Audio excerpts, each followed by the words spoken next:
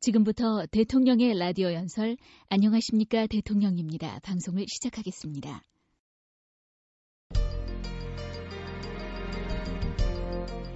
국민 여러분, 안녕하십니까? 요즘 참 힘드시죠? 제 역시 마음이 편치 않습니다. 아침에 눈을 뜨면 오늘 또 무슨 우울한 소식이 없는가 걱정이 앞섭니다. 엊그제 문득 어렸을 때의 기억이 떠올랐습니다. 제가 굳이 말씀드리기가 못해서 이야기한 적은 없었습니다만은 제 아버지 이야기입니다.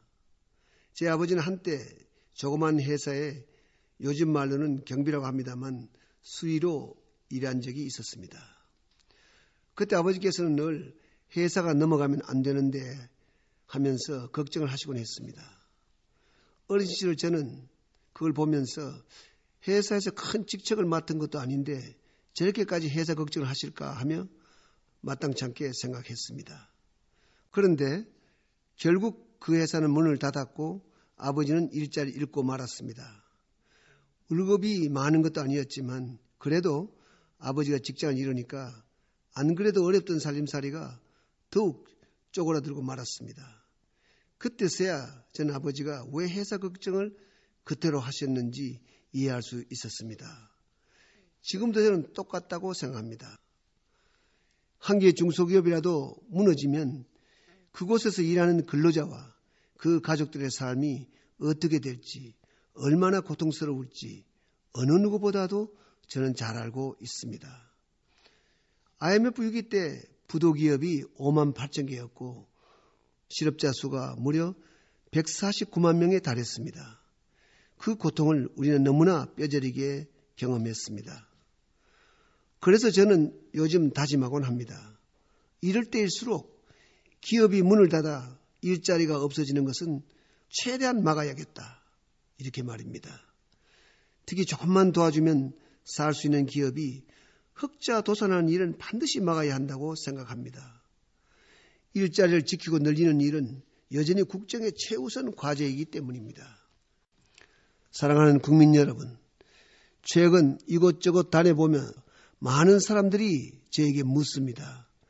도대체 경제 언제쯤 나아지겠나? 불확실성이 지배하는 요즘 과연 누가 장담할 수 있겠습니까? 내년도 성장률을 미국이 0.1%, 유럽이 0.6%, 일본도 0.5%, 선진국들이 모두 0%대로 잡고 있는데 우리도 내년까지는 그리 쉽지만은 않을 것입니다.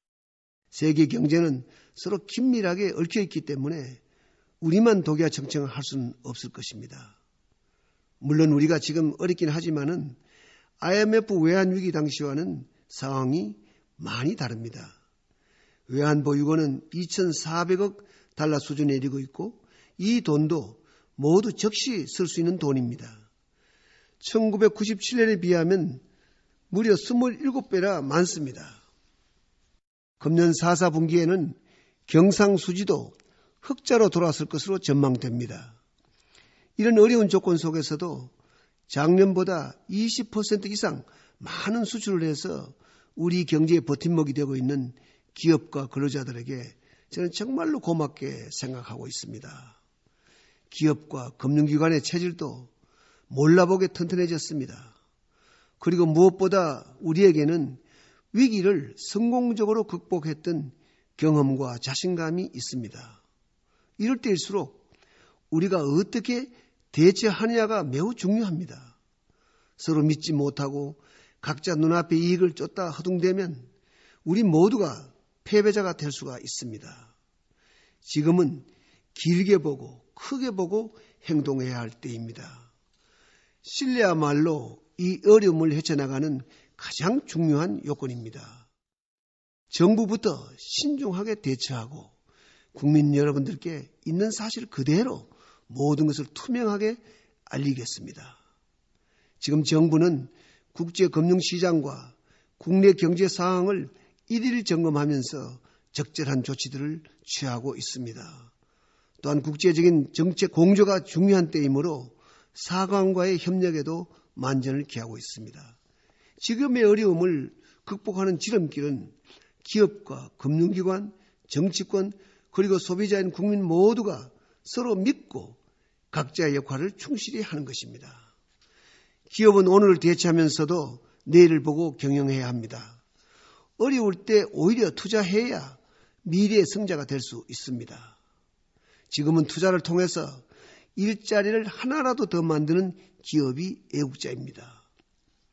석유 파동 때 저도 기업인으로서 힘든 경험을 했습니다. 그때 멀쩡한 기업들이 금융기관으로부터 돈을 구할 수가 없어서 고리에 사채로 연명하고 그나마 돈을 구하지 못한 기업들이 쓰러지는 것을 많이 보았습니다.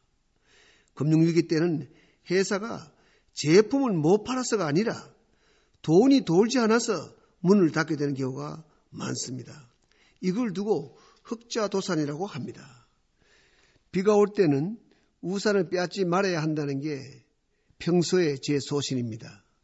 조금만 도와주면 살릴 수 있는 기업은 금융기관이 이럴 때에 적극적으로 나서 주어야 합니다. 저는 야당 지도자들과도 몇 차례 만났습니다. 모두들 지금의 경제적 어려움을 극복하는데 적극 협력하자고 뜻을 같이 한 데 대해서 저는 매우 고맙게 생각하고 있습니다. 출범 이후 지난 7개월 동안 정부는 경제를 살리기 위해 약 600여 개의 법안을 열심히 마련했습니다. 국회가 이번 정기국회에서 빨리 처리해 주시기를 간곡히 부탁을 드립니다. 국민 여러분들께서도 힘을 모아 주십시오. 지난해 우리나라의 원유 수입액이 600억 달러였습니다. 올해는 약 1,100억 달러에 이를 것으로 전망됩니다. 무려 500억 달러가 기름값으로 더 빠져나가는 것입니다. 금년도 경상수지 적자가 100억 달러 내외로 예상되기 때문에 어렵긴 하겠지만은 에너지를 10%만 절약할 수 있다면 경상수지 적자를 면할 수가 있을 것입니다. 또한 국민 여러분들께서는 해외 소비는 좀 줄여주시고 국내에서의 소비를 늘려주십시오. 그렇게만 해도 우리 경제에 큰 도움이 될 것입니다. 사랑하는 국민 여러분, 오늘 이 아침 저는 분명히 말씀드리고자 합니다. 우리에겐 희망이 있고 대한민국의 미래는 여전히 밝습니다. 국민 여러분, 오늘 제 첫 라디오 방송을 경청해 주셔서 감사합니다. 오늘은 좀 큰 주제를 가지고 말씀드렸습니다마는 앞으로는 작더라도 생활 속에서 공감할 수 있는 주제들을 가지고 말씀드릴까 합니다. 또한 국민의 목소리도 더 많이 듣는 시간이 되도록 노력하겠습니다. 오늘 이 아침 가슴을 활짝 펴고 한 주를 힘차게 출발하시기를 바랍니다. 감사합니다.